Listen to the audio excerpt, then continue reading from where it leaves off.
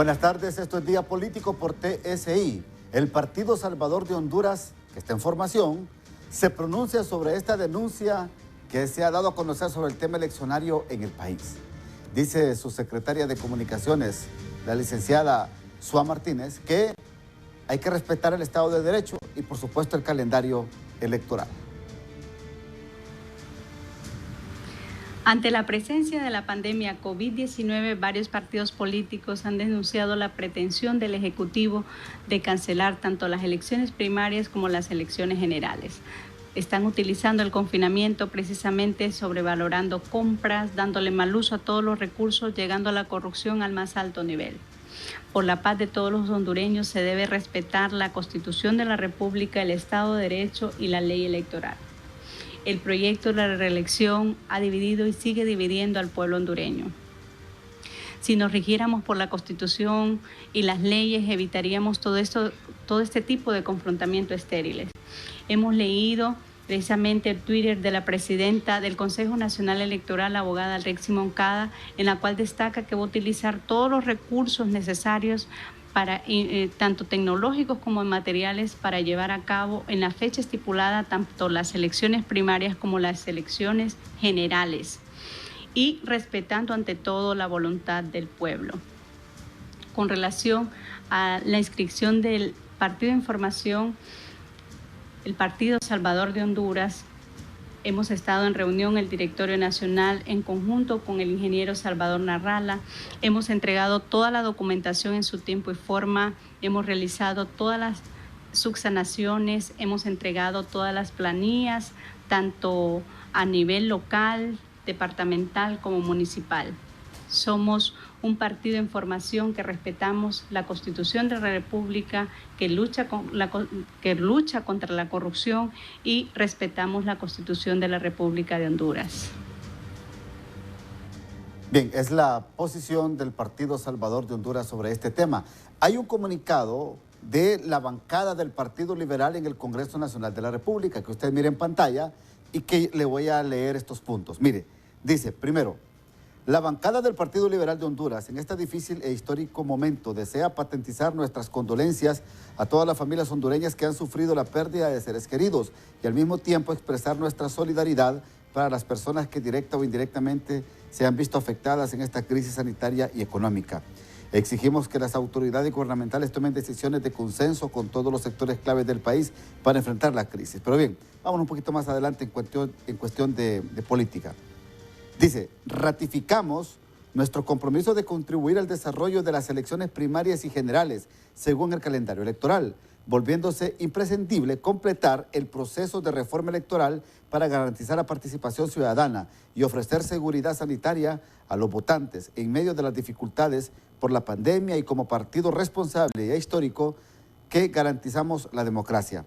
Aseguramos para ello que el proyecto de reformas electorales será introducida y discutidas en el Pleno del Congreso Nacional lo más pronto posible, como seguimiento al trabajo encomendado para una nueva ley electoral y que ha coordinado la bancada liberal esta comisión de reformas, implicando un gran esfuerzo de 5 meses con amplia participación de diferentes sectores de la sociedad y de todos los partidos políticos. Esperamos que la discusión y aprobación de esta nueva ley electoral genere un debate democrático de altura y se capten elementos valiosos con el solo fin de asegurar reformas electorales que hagan más transparente las elecciones. Bien, esta es la posición de la bancada del Partido Liberal. Yo tengo vía comunicación Zoom esta mañana al licenciado Javier Franco, comisionado de la Unidad de Política Limpia, con quien quiero platicar sobre este tema y otros temas que vamos a abordar después.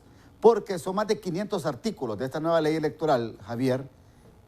No sabemos cuánto va a durar la emergencia de la pandemia. Y esto, sin duda alguna, tiene que discutirse en el Pleno, en el hemiciclo legislativo, porque será muy difícil en estas sesiones virtuales. Javier, su impresión, por favor. Buenas tardes. Buenas tardes, Ramón y audiencia de Día Político. Es importante conjuntar todos los elementos que están en la actual coyuntura como para decirte que en efecto sí creemos que no obstante a la situación de emergencia que vive no solo la población hondureña, sino que todo el mundo, pero específicamente el pueblo hondureño, con la pandemia del COVID-19, creemos y estamos seguros que las elecciones primarias, tal como lo estipula el calendario electoral del Consejo Nacional Electoral, al igual que las elecciones generales, se van a desarrollar para las fechas previstas. Estamos hablando que para el mes de marzo del 2021.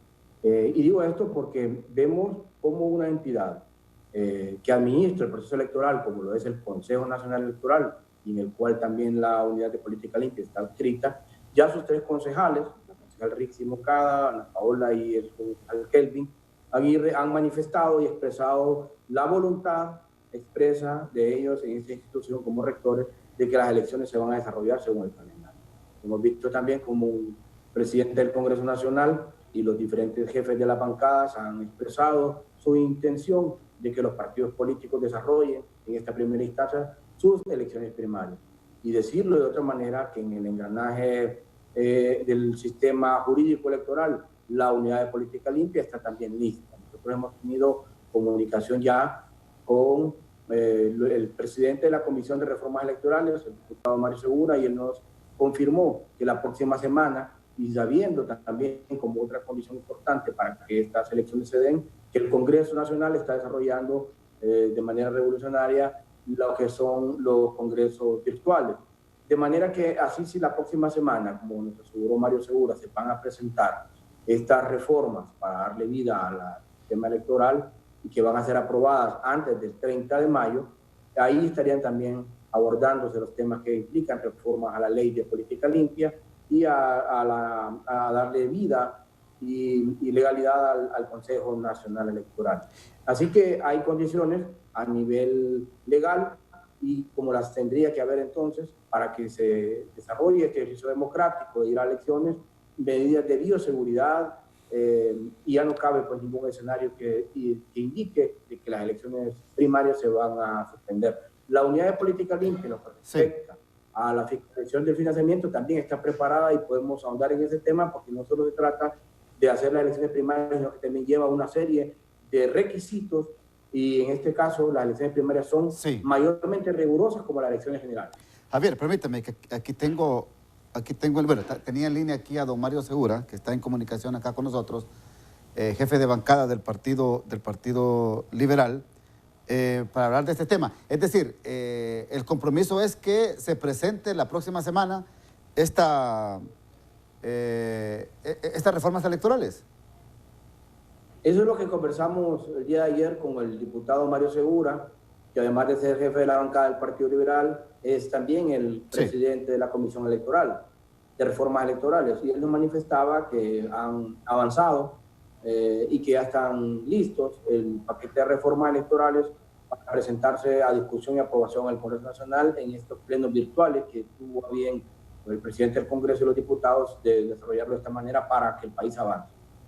Perfecto. En materia de financiamiento, ¿cómo trabaja la unidad? Bien, tenemos que decir que si hay toda una intención y condiciones propicias, no obstante a la pandemia, para que las elecciones primarias se desarrollen, la unidad está lista y podríamos comenzar que en primer lugar para aquellos sectores que han mencionado de que serían los partidos políticos los que se financiarían las campañas primarias, eso sería violentar la ley porque ya la ley electoral, como la ley de política limpia, estipula en su artículo 19, en su ley actual, que va a ser el Estado que va a asignar al Consejo Nacional Electoral todos los recursos económicos suficientes para la verificación de las elecciones primarias. Así que tendrá que haber, ahí por ley, se obliga al Estado que a través del Consejo Nacional Electoral se dé financiamiento a los movimientos internos y a los partidos políticos para que desarrollen estas elecciones primarias. ¿Aseguramos? ¿Perdón? Sí, aseguramos esta tarde entonces en el programa que todas estas denuncias que se han dado están sin fundamento, de que está en peligro las elecciones primarias. Ayer yo escuchaba a la concejal presidenta del Consejo Nacional Electoral, a la abogada Rixi Moncada, manifestar que sería una violación a la ley. Yo le estoy citando hoy el artículo 19 de la Ley de Política Limpia, que es una ley primaria, donde estipula que va a ser el Estado, a través del Consejo Nacional Electoral, quien destinará los recursos suficientes a los movimientos internos y a los partidos políticos para que se verifiquen las elecciones. Eso pasa entonces, sí. Ramón, por el hecho de que, perdón. Sí, disculpe, licenciado Franco, Sí, solo sí. un paréntesis. Tengo el diputado Mario Segura, ingeniero Mario Segura, jefe de bancada del Partido Liberal y que maneja también esta comisión de reformas electorales. Estaríamos hablando que en las próximas horas o la próxima semana estaría ya introduciéndose al Pleno del Congreso virtual estas reformas electorales, ingeniero. Buenas tardes. Sí, buenas tardes, Ramón. La verdad que sí, hemos estado trabajando con la comisión, tenemos 30 artículos, empezamos, creo que terminarlos y analizarlos entre esta semana y la otra. Sí. Entregar ya el dictamen a la Junta Directiva y que luego el presidente lo agende para su discusión. ¿Cuántos artículos inicialmente? Faltan 30 artículos. 30. Ramón. Sí. Sí. El total son más de 500 artículos. Más de 500 artículos comprendidas las dos leyes, la ley electoral y la de justicia electoral. Perfecto. Aunque hay, tengo entendido que 40 o no sé si son 40 o 80 artículos que prácticamente regulan al Consejo Nacional Electoral, en este caso, ya aprobados. Sí, acuérdense que se aprobó una ley especial donde se facultó para que fueran nombrados los concejales. Esa ley especial, como usted bien apunta, son 40 artículos. Entonces se aseguran las elecciones primarias del otro año. Sí, yo no veo por qué ha salido la especulación. Nosotros como bancada liberal, y lo ha dicho también el presidente del Central Ejecutivo, Luis Zelaya, estamos diciendo con mucha claridad que se tiene que respetar el calendario del proceso electoral. Creo que no hay ninguna excusa para no hacerlo. Septiembre se tendrá que hacer el llamamiento a elecciones internas, la cual son en marzo. Fíjate que tenemos tiempo como para poder analizar los diferentes escenarios, y yo creo que escenarios dentro de la ley misma. También nosotros reconocemos el problema que tenemos con los términos de bioseguridad, pero creo que va a ser un elemento que tenemos que analizarlo los partidos políticos. ¿Y cómo interpreta usted este tuit del expresidente Zelaya? Se lo voy a leer. Dice, con su mente retorcida filtra informe vendiendo la idea de que no hay elecciones y que va a un tercer periodo. Desprecia la racionalidad del pueblo. Sabe que no tiene ninguna posibilidad de reelegirse, pero consigue que algunos pseudo líderes le den credibilidad. Cuando dice pseudo líderes, yo interpreto que se está refiriendo a líderes como Salvador Narrala y Luis Zelaya. Bueno, yo creo que yo no puedo hablar por don Manuel Zelaya Rosales, habría que hacerle la pregunta a él, pero sí quiero manifestarle que yo leí ese documento el día de hoy en las redes. Sí. No sé si ustedes como una fuente seria también me han dado a conocer. Siento que en este momento que estamos pasando estas serias dificultades con el COVID-19, creo que estos temas no deberían de separar a la clase política. Más bien creo que esta crisis nos debería de unir para que todos le busquemos solución. Mientras aquí los políticos estamos pensando cómo repartirnos el motín en las próximas elecciones, hay un pueblo que está con hambre, Ramón. Claro. Hay un pueblo que está encerrado, hay familias que han perdido sus seres queridos, tenemos más de 96 muertos. Cortés tiene más de, creo que ya supera los 500 casos, entonces siento que el esfuerzo, el interés y la buena voluntad de los partidos políticos debería hacer que todos nos enfoquemos en ver de qué manera le podemos ayudar al pueblo en este momento. Perfecto. Gracias, ingeniero Mario Segura, muy amable por atendernos aquí.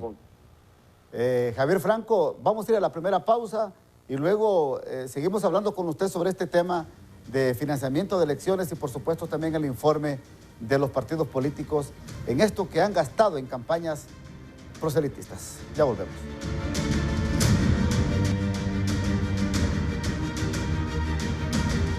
Javier Franco, su reacción a lo que ha dicho el jefe de bancada del Partido Liberal. Bien, es un elemento más que se suma, Ramón, para que vea en lo que le explicaba, de que parece que hay condiciones favorables para que, no obstante a la emergencia del COVID, a nivel institucional y legal, las elecciones primarias se puedan desarrollar, como los otros elementos que le cité anteriormente. Así que si hay elecciones primarias, como ya lo estipula el artículo 19 de la Ley de Política Limpia, será el Estado, a través del Consejo Nacional Electoral, quien destinará el recurso adecuado para que se efectúen las elecciones primarias a través de los movimientos internos de los partidos políticos. Eso conlleva a un efecto, digamos, dominó de aplicabilidad de la ley, en el sentido de que si hay elecciones primarias, como en efecto así parece que va a ser, automáticamente los precandidatos de los diferentes movimientos al interno de los partidos políticos se vuelven automáticamente, una vez inscritos en el Consejo Nacional Electoral, se vuelven automáticamente sujetos obligados de la ley de fiscalización del financiamiento político.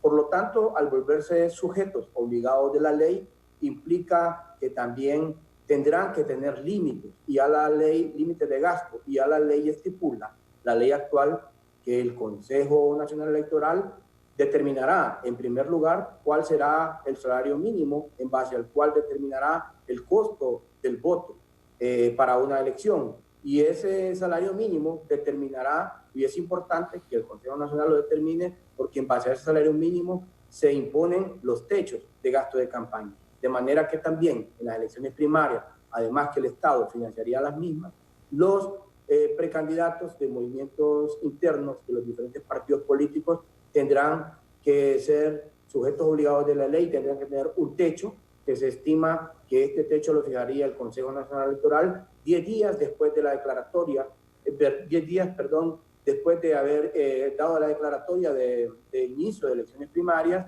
y por lo tanto también tendrían los precandidatos de los movimientos a estas alturas, si ya están haciendo proselitismo, que tener registradas ya y aperturadas sus cuentas bancarias para el gasto de los... Sí. Bueno, estamos hablando entonces que si la convocatoria es el 13 de septiembre, el 23 de septiembre tienen que tener claro los partidos políticos cuál va a ser los techos a invertir en las elecciones primarias. Así es, así es. Y ya se hablan de techos, ya se hablan de números.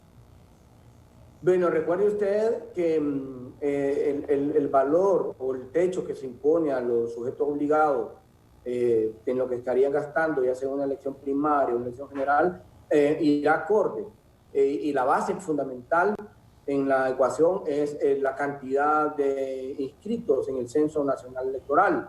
Recordemos que ahora, se está mencionando, Ramón, toda la labor titánica que los concejales o los magistrados del Tribunal del Registro Nacional de las Personas han realizado para efectos que se logre un nuevo censo electoral, aun cuando el espíritu sea un censo más para la ciudadanía, pero al final tiene un impacto en el censo electoral, y de acuerdo a ese censo electoral se va a determinar la fórmula. Perfecto. Porque es el costo del voto multiplicado por el doble del costo del voto multiplicado por el número de censados en capacidad de votar, y eso le da dividido entre el número de participantes que van a la contienda. Lo cual ahí, si hay algún razonamiento analítico, tendríamos que decir que todo va a depender del techo, de acuerdo si vamos con el padrón electoral actual o el nuevo. Gracias, Javier Franco. Muy amable por atendernos acá en Día Político. Gracias. Al comisionado de la Unidad de Política Limpia. En otro tema, porque hay una... Es que aquí se dan tantos temas. Miren lo que está pasando en la máxima casa de estudios. Ya no se van a contratar a más de 3,000 docentes que son contratados por hora para el segundo y tercer periodo, y estos amenazan con no dar evaluación del primer periodo académico y que vienen demandas legales. Escuchemos. Nosotros estamos condenando esta acción, la rechazamos y le exigimos a la universidad a que deje sin haber efecto la misma y que se retracte, en virtud de que la misma es violatoria tanto al marco jurídico del Código de Trabajo, contratación colectiva y los convenios internacionales, ya que los trabajadores por hora dentro de la universidad ocupan una posición digna, tienen la permanencia que les concede el artículo número 47 y 49 del mismo Código de Trabajo. En consecuencia, la universidad está jugando con fuego en una delgada línea peligrosa en la cual va a caer en situaciones que, siguiendo el debido proceso, por lo cual nosotros acuerpamos y le pedimos a todos los profesores por hora que se aboquen a nuestra organización para que nosotros agotemos las instancias necesarias y poder agotar el procedimiento, tanto administrativo como judicial, y que sea un tribunal de justicia el que decida esta situación que nosotros consideramos que es ilegal e irreverente. Tienen demandas contra la universidad, ¿y qué es lo que va a pasar ahora?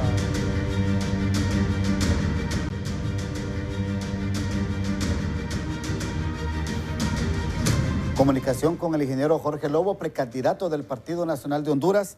Ha dicho acá don Mario Segura, ingeniero Lobo, que la próxima semana ya se introduce en la Cámara Legislativa virtual las reformas electorales. ¿Esto garantiza elecciones en Honduras? Buenas tardes. Muy buenas tardes, don Ramón Matute del pueblo hondureño. La verdad que, bueno, esta reforma, ojalá que la preocupación que nos da es en medio de estas sesiones virtuales, porque no le dan ni chance de discutir a uno. Ahí es una dictadura completa. Si hay dictadura en el Ejecutivo, ya tenemos dictadura en el Congreso también, porque no le dan la palabra a uno. Entonces, va a ser bien difícil discutir bien estas reformas, pero lo importante es que se garanticen las elecciones. Yo se lo digo a usted hoy y se lo hago público, ¿verdad? Como primicia sí. en su programa, que Jorge Lobo, después de haber experimentado ahorita estos días de sesiones, donde hemos visto que el legislativo es lo mismo que el ejecutivo, donde solo se legisla para el ejecutivo y se están olvidando de legislar para el pueblo, yo no puedo ser partícipe, ¿verdad?, de ir a validar o a ir a hacer algo sobre el continuismo que quieren con Juan Orlando Hernández, ¿verdad? Jorge Lobo y el movimiento Todos por el Cambio se retira de ir a elecciones internas porque no nos interesa ir a validar algo que ya está amarrado, que ya está hecho, pero no nos retiramos de la lucha porque vamos a buscar una plataforma para hacer que verdaderamente valga la democracia en Honduras y no seguir siendo parte de lo mismo. Es un irrespeto que le hagan a los diputados en el Congreso al no tomar las iniciativas de ley que vienen encaminadas del escuchar el clamor del pueblo hondureño. Permítame, ingeniero. Sí. Esta es una noticia política de último minuto. Lo está confirmando acá en el programa Día Político de TSI. El ingeniero Jorge Lobo, su movimiento se retira de las próximas elecciones primarias en el Partido Nacional. La determinación ha sido consensuada con todos los dirigentes nacionales, ingeniero Lobo.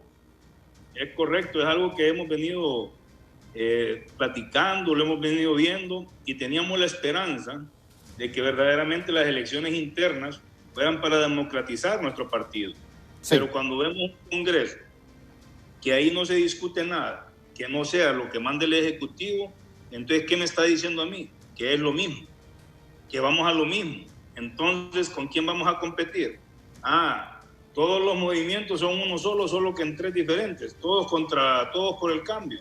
No, que se den gusto ellos y ellos solo definan allá. Lo que sí le garantizo es que el movimiento Todos por el Cambio, con las consultas que hemos hecho nuestros dirigentes, con las consultas que hemos estado haciendo, vamos en una plataforma política social donde vamos a ir sumando, porque vamos a ir, no estoy yéndome del Partido Nacional, porque soy nacionalista, sí. Creo en principios que el Partido Nacional me inculcó, pero no estoy de acuerdo de los que hoy tienen secuestrado al Partido Nacional, están haciendo con él lo que quieren. ¿Usted se integraría con su movimiento a una plataforma de oposición política en Honduras? Claro que sí, eso vamos a hacer. Vamos a conformar como movimiento de nacionalistas, Todos por el Cambio, ¿verdad?, integrando en una plataforma política para verdaderamente no permitir que Juan Orlando Hernández siga en el poder. ¿Y ha hablado usted? ¿Ya ha hablado usted con, ingeniero, disculpe, ya ha hablado usted con Luis Zelaya, Salvador Narrala sobre esta propuesta de una plataforma de oposición? No, todavía no hemos hablado. ¿Pero ahí va? Pero es un tema que estamos claros que puede surgir, ¿verdad? Porque yo recuerde que siempre lo he dicho, y ha sido en ese diálogo en Día Político que hemos estado siempre platicando y que yo le he garantizado a usted y que yo se lo he repetido al pueblo hondureño, que Juan Orlando Hernández quiere quedarse en el poder. Hoy el Congreso Nacional me demuestra que es la otra plataforma que él está utilizando para seguir articulando leyes y seguir articulando más dinero para el Ejecutivo para que pueda tener mayor acción para garantizar ese proceso. Así que pueden decir lo que quieran ellos, pero son uno solo. Ahora, ingeniero, pero ¿qué interés tendrá, disculpe, ingeniero, qué interés tendrá, por ejemplo, el presidente del Congreso, el doctor Oliva, que aspira también a ser presidente de Honduras? Bueno, pues a mí se aspira a ser presidente de Honduras, que me explique por qué no puede legislar para el pueblo hondureño, ¿verdad? O sea, lo de EH, dígame si lo volvieron a mencionar EH, ¿y acaso no siguen los abusos de EH? ¿Y qué pasa con el Congreso? No, ya les dijo el Ejecutivo que se callen, que no toquen ese tema. ¿Y por qué no lo tocan? Yo reclamo y digo, ¿por qué no legislamos por las cosas que verdaderamente están afectando al pueblo hondureño? Dígame si ha escuchado Ahí, si más bien le subieron a las gasolinas cuando el petróleo está bajo. Le subieron al ajuste por combustible la factura de energía eléctrica. Y dígame si en el Congreso hace algo. Entonces no podemos estar así. Y dígame cómo quiere ser presidente el hombre si al final de cuentas está haciendo todo lo que Juan Orlando Hernández le dice. Para concluir, en 30 segundos por el tiempo, ingeniero. Sí, diga. Poderes complementarios, Sí. pero deben de ser independientes. En 30 segundos por el tiempo, porque ya estamos por terminar. Desde el Congreso se está legislando para que haya una reelección. Pues le están facilitando todo. Al final lo que van a cocinar es una sola melcocha, como decimos acá en los pueblos nosotros. Ahí lo que están haciendo es, la vez pasada fue un solo candidato en 2 movimientos. Hoy están queriendo hacerla con 2 movimientos con diferentes cabezas, pero al final a quien van a estar apoyando a Juan Orlando Hernández. Eso, bueno, tenga la plena seguridad. Gracias, ingeniero Jorge Lobo. Muy amable por atendernos acá en Día Político. A la hora. Hasta acá Día Político por TSI. Buenas tardes.